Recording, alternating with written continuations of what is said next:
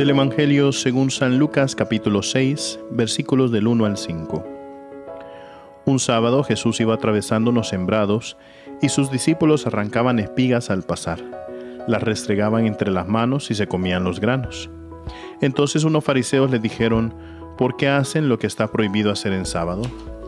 Jesús les respondió: ¿acaso no han leído lo que hizo David una vez que tenían hambre él y sus hombres? Entró en el templo y tomando los panes sagrados que solo los sacerdotes podían comer, comió de ellos y les dio también a sus hombres.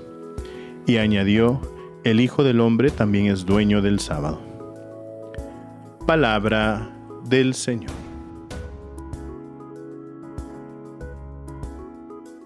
Queridos hermanos, el día de hoy acabamos de leer un episodio del Evangelio que comienza a incomodar un poquito a los fariseos.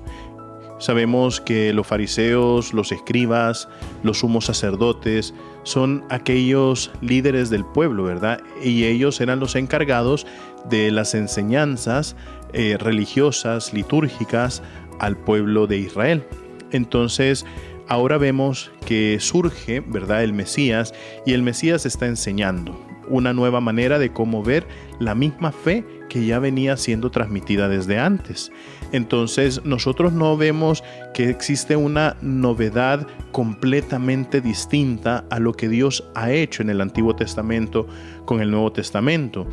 Ya hemos aprendido que el Nuevo Testamento y el Antiguo Testamento no son dos cosas separadas, son libros complementarios, y nosotros podemos encontrar el Nuevo Testamento escondido en el Antiguo Testamento y podemos encontrar el Antiguo Testamento llevado a su plenitud en el Nuevo Testamento, ¿verdad? Entonces,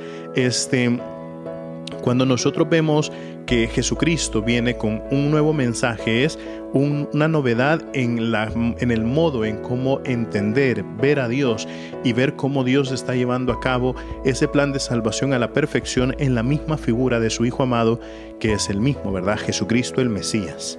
Entonces, claro, Él enseña, ¿no?, de que lo más importante es aquella relación que nosotros tenemos con el Señor y el hecho de dejar que el Señor entre en nuestro corazón.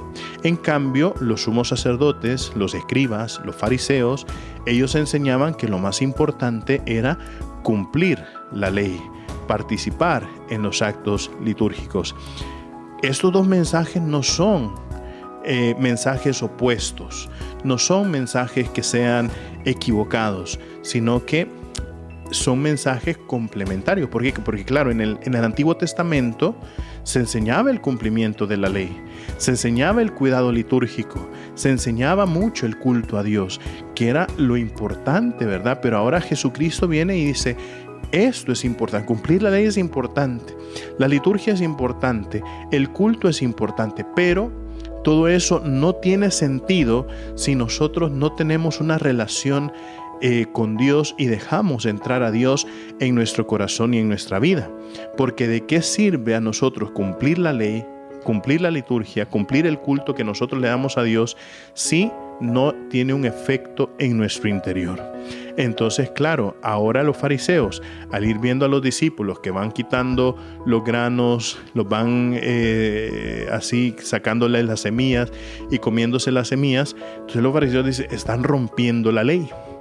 Pero Jesucristo viene y una vez más, queridos hermanos, acude a la palabra y hace una mención, una citación del Antiguo Testamento, donde el rey David entró al templo, comió los panes sagrados, y dice: pero eso no lo critican, eso no dicen que estuvo mal, ¿verdad?